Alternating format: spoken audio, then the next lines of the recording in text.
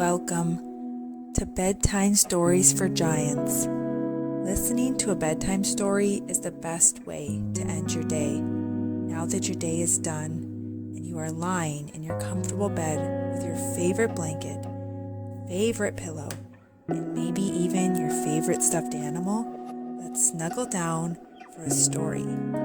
This giant bedtime story I am about to tell you will help you transition from your busy day of learning and growing to a nice, peaceful night's rest. During the story, I will guide you into a relaxed state where you will feel safe to close your eyes and drift off. If at any point during my story your eyelids are too heavy to keep open, you can close them. If you just can't stay awake any longer, it's okay to let yourself drift off. This is a time to relax and have some quiet time. I hope you enjoy the story you are about to hear.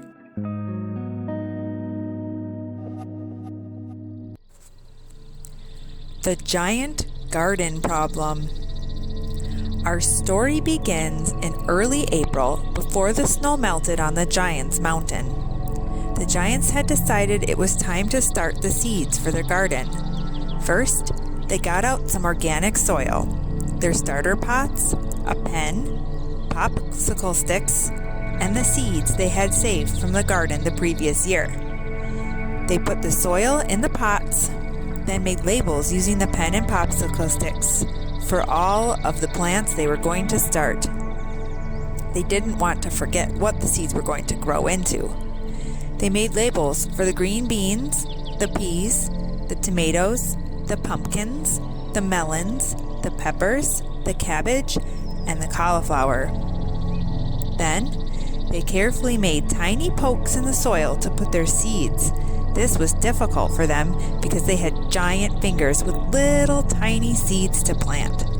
They had to figure out how to make holes small enough for the seeds before carefully placing one seed per hole and covering them up with the remaining soil.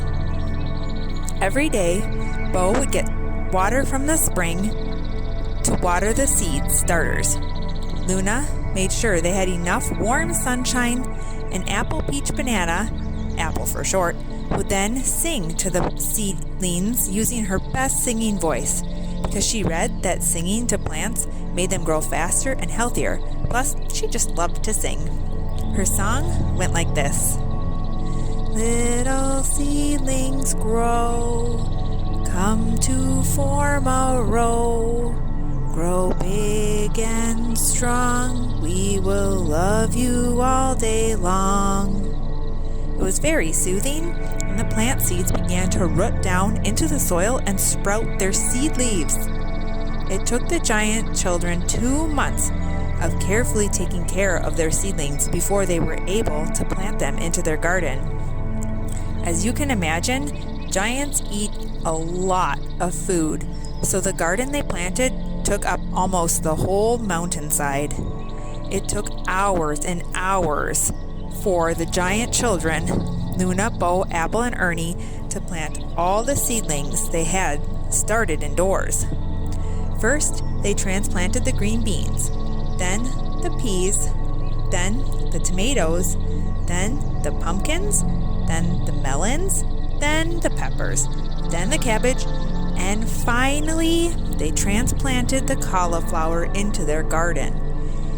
Each of the giant children had a very important job. Luna said, I'll put the holes in the dirt. Bo took the seed starts out of their tiny pot, saying, I'll put them into those holes Luna made. Apple took a shovel and covered them up with the garden dirt, declaring, I'm tucking the seeds into their garden bed. And Ernie got the rainwater they had collected all spring from the rain barrel. He sang as he watered each sprout. Here's some rain for you, here's some rain for you. Grow little seedlings as tall as my shoe. The children were so tired that evening from all the hard work they had done during the day that as soon as their giant heads hit their giant pillows, they were fast asleep. The next morning, Luna awoke first. Let's go check our plants, she said excitedly. The other siblings sleepily got out of bed, walked outside, and stared at what they found. Do you know what they found? Bo said, "Something ate the pepper leaves off." Apple said, "Something ate the cauliflower leaves off." Ernie said, "Something ate the pea leaves off." Luna said, "I think it was an animal. Let's set up a trap to see what we catch." The giant children found a cardboard box, a stick in the shape of a Y, and some lettuce for bait. Luna explained, "We will put this lettuce under the upside-down box, and the Y stick we'll use to prop the box up on one of its sides. When the animal goes to nibble on the bait, the stick will get knocked over, which will then make the box fall down, trapping the animal inside." This was a good plan. And after they set the trap, the giants couldn't wait to get to bed so the animal could nibble on the bait and get trapped. While they were lying in their beds, all snuggled in that night, Apple asked, "What animal do you think is nibbling on our little seedlings?" Luna said, "I think it's a mouse." Bo said, "I think it's chickens." Ernie said, "I think it's turtles."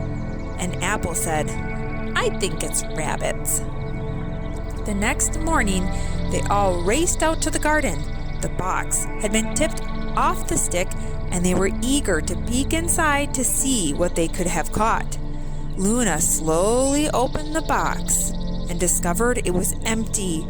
Not even the lettuce was inside. Ernie called, "Look, something ate more pea leaves." Bo said, "And more pepper leaves, and more cauliflower leaves, and more cabbage leaves." Luna said, "At this rate, we won't have any garden food to eat." Apple told her siblings, "We better plant some more peas, cabbage, cauliflower, peppers right away." Luna grabbed the shovel, Bo grabbed more seeds, and Ernie grabbed the watering cans. The rest of the day, the children worked planting more seeds in their garden. Before the children went to bed, Luna set the same trap again with the box, the Y stick, and the bait. Next morning, when they awoke, the box was on the ground. When they checked inside, there was no animal or bait. This went on for the rest of the week. They would set the trap, go to bed, wake up, check the trap, and it would be empty. By the end of the week, they were done of having their seedlings eaten. Bo had a good plan and ran to his dad. Bo asked, "Dad, can we build a fence around our garden so nothing will get in and eat it?" Dad Giant said, "Of course. I think we have to in order to keep out whatever is eating our garden." It took all day and 4 giant children to build a fence around the garden. By this time, the new seeds the giants had planted in the ground had just started to sprout. Now that there was a fence around their plants, they didn't worry about them getting eaten. The next day, when Ernie went to water the seedlings, he called, "Something is still eating our plants' leaves." The other giants rushed over and saw what they had feared. But the plants were still being eaten. While inspecting the garden, Apple called, "I hear a little peeping by the watermelon plants, but I can't see what is making that noise." Dad Giant and Mom Giant shook the mountain when they ran over to solve the mystery of the peeping. Dad Giant carefully lifted up the watermelon leaves and saw, "Oh, it's baby bunnies," he said. Luna, Bo, Apple, and Ernie all said, "Aw." Mom Giant burst out laughing. "Here we thought we were locking the garden thieves out of our garden, but instead we secured the whole garden with the thieves inside." They all had a good laugh. Dad Giant decided to rehome the baby bunnies on the other side of the mountain where the wild lettuce grows. Apple and Luna got out one of their dolls' shoe boxes while Bo found some hay and Ernie grabbed a radish. The children got the little box all cozy for the babies, placing the hay inside and the radish for a bunny snack. Dad Giant gently picked up all 6 bunny babies in one hand and placed them into their cozy new box. He then strapped the box onto his back and told the giant children, "Follow me," as he walked the bunnies to the other side of the mountain. He found a nice, safe, warm spot to put them. Bo suggested, "Let's dig a bunny burrow for them." Luna and Apple went to collect cattails for a fluffy bed, while Ernie and Bo dug a tiny bunny-sized hole.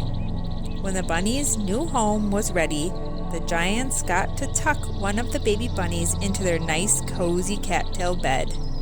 While walking home, Apple said, "I'm glad we solved our garden problem." Luna said, "Yes, mystery solved, and our plants will grow big and strong now."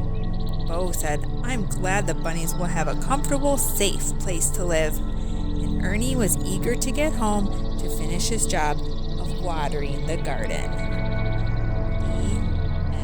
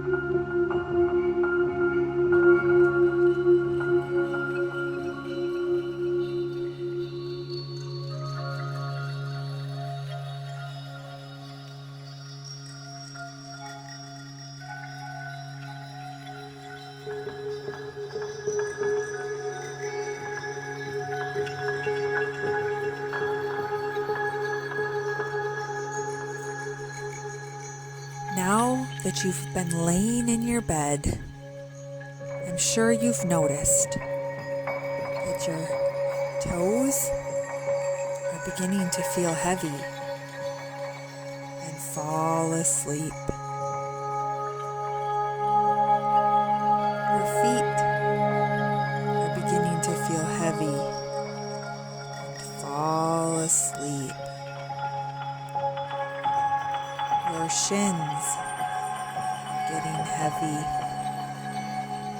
and falling asleep. Your knees are getting heavy and are falling asleep. Your thighs are getting heavy and falling asleep. Your hips are feeling heavy and falling asleep. Your tummy is getting heavy, as if someone has poured sand right into your belly button, and falling asleep. Your chest is getting heavy as your breathing is slowing down into a deeper breath. Breathe in. Breathe out. Breathe in. Breathe out. Your fingers are beginning to feel heavy and fall asleep.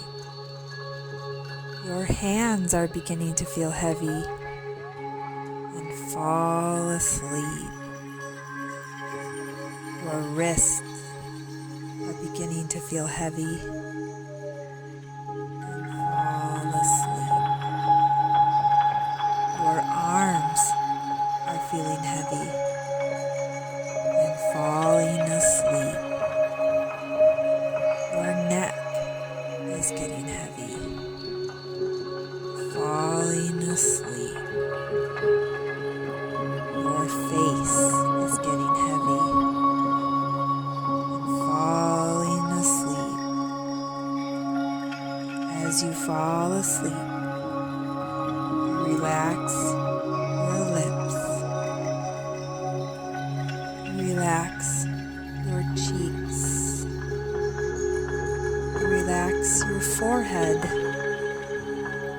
you relax your eyes to a nice, closed, relaxed state. And last, you relax your whole head and feel how heavy it is